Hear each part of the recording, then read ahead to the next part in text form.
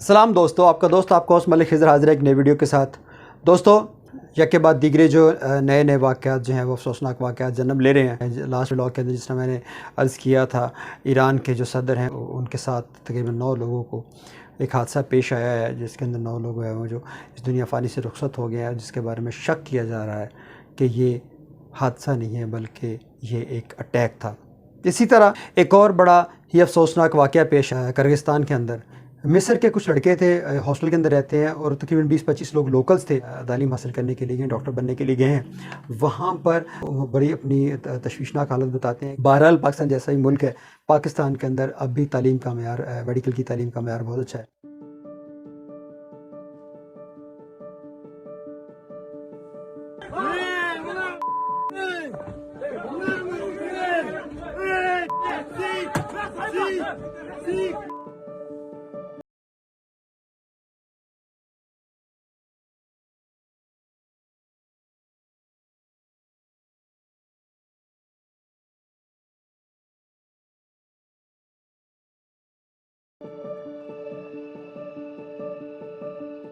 Kyrgyzstan के अंदर पिछले वीक के अंदर जो है वो जो लोकल्स थे वहाँ पे कुछ लोग 20-25 लोग थे, क्योंकि मेरी डायरेक्ट एक दोस्त से बात हुई है जो कि किर्गिस्तान के अंदर रहते हैं और वो वहाँ पर मेडिकल की तालीम हासिल कर रहे हैं। उनसे मेरी डायरेक्ट फ़ोन पे बात हुई है, तो वो बहुत डरे हुए थे और वो बहुत सहमे हुए थे उस वक्त। उन्होंने बताया कि तकरीबन मिस्र के कुछ लड़के थे, हॉस्टल के अंदर रहते हैं और तकरीबन 20-25 लोग लोकल्स थे, जिनके साथ उनका कोई किसी बात पर थोड़ा बहुत झगड़ा हुआ और यूं जो मिस्र के लोग थे उन्होंने वहाँ के लड़के थे जो मेडिकल में वहाँ पढ़ते हैं, उन्होंने वहाँ के लोकल्स को सदोकोप किया और मारा, जिससे ये जो फसाद है वो फूट पड़ा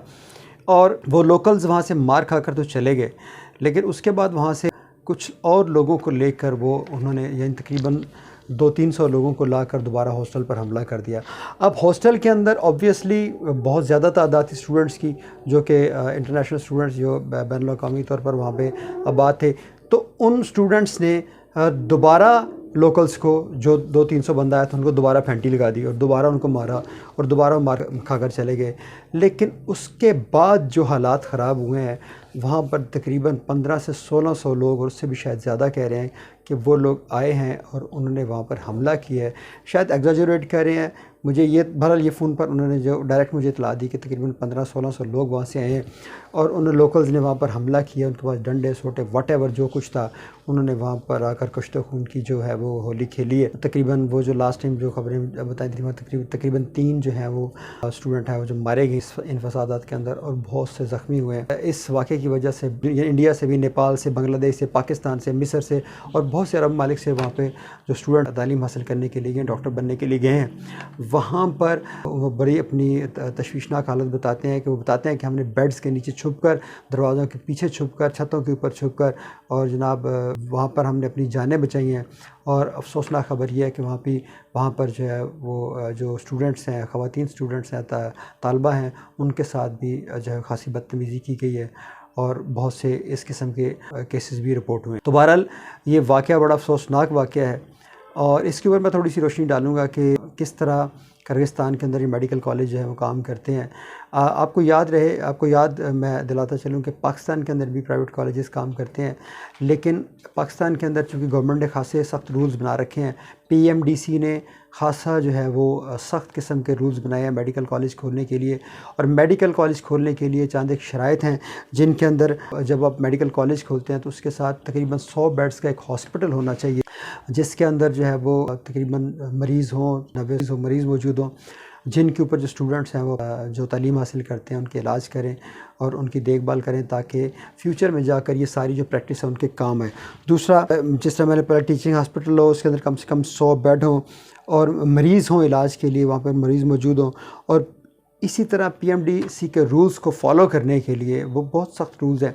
क्योंकि ये सारा बड़ी मुश्किल से जहाँ पर मेडिकल कॉलेज खोलने का जो है वो परमिशन ग्रांट होती है। लेकिन किर्गिस्तान जैसे ममालिक के अंदर वहाँ पर इतनी सख्ती नहीं है, तो यहाँ से भी कई कॉलेज हैं वहाँ शिफ्ट हो गए हैं और वहाँ से वो डिग्री जो है वो हासिल की जाती है मेडिकल की।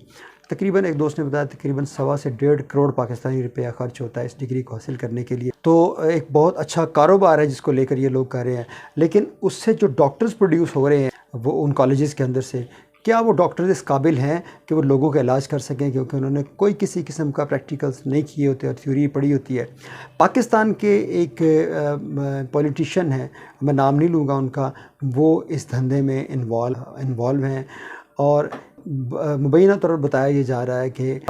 यानी ये मेडिकल की जो तालीम है इस काले धंधे के अंदर उनके हाथ खासे काले हैं। इन मेडिकल कॉलेज के अंदर जब तालीम दी जाती है और स्टूडेंट्स को वहाँ लेकर जाया जाता है तो वहाँ की जो पाकिस्तानी एम्बेसी है उन लोगों को पैसा खिलाया जाता है और वहाँ के लोकल्स को भी पैसा खिलाया जाता है। जैली डॉक्टर, जैली तो नहीं कह सकते, लेकिन ना तजर्बाकार और अधूरी तालीम वाले डॉक्टर जो हैं वो जो दुनिया के अंदर प्रोड्यूस कर बड़े लोग ज़ाहिर डॉक्टर बन के आए हैं बाहर से, लेकिन ज़ाहिर है उन डॉक्टर्स की जो है वैल्यू ही कोई नहीं है, क्योंकि वहाँ पर ना तो प्रैक्टिकल की है, बस वहाँ से MBBS की डिग्री लेकर पाकिस्तान आए हैं और यहाँ आकर प्रैक्टिस भी कर रहे हैं। बहरहाल पाकिस्तान जैसा ही मुल्क है, पाकिस्तान के अंदर अब भी तालीम का मेयार, मेडिकल की तालीम का मेयार बहुत अच्छा है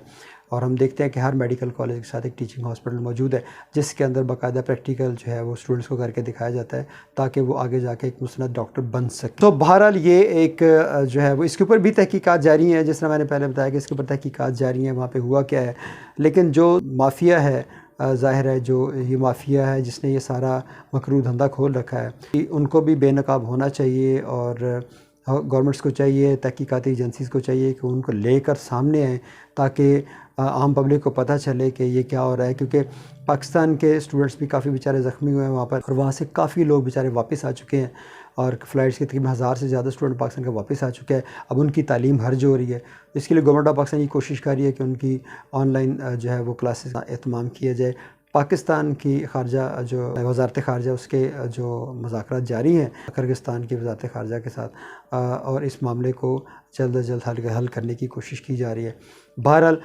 इसके अलावा अगर कोई ख़बर आती है इसके ऊपर मज़ीद इंशाल्लाह तहकीकात होंगी, पता चलेगा कि कौन कौन इस धंधे के अंदर इन्वॉल्व है और जल्द ही उनको बेनकाब किया जाएगा। सो अपने दोस्त अपने होस्ट मालिक खिज़र को इजाज़त दीजिए। नेक्स्ट टाइम किसी और वीडियो के साथ दोबारा हाजिर होऊंगा। अल्लाह हाफ़िज़।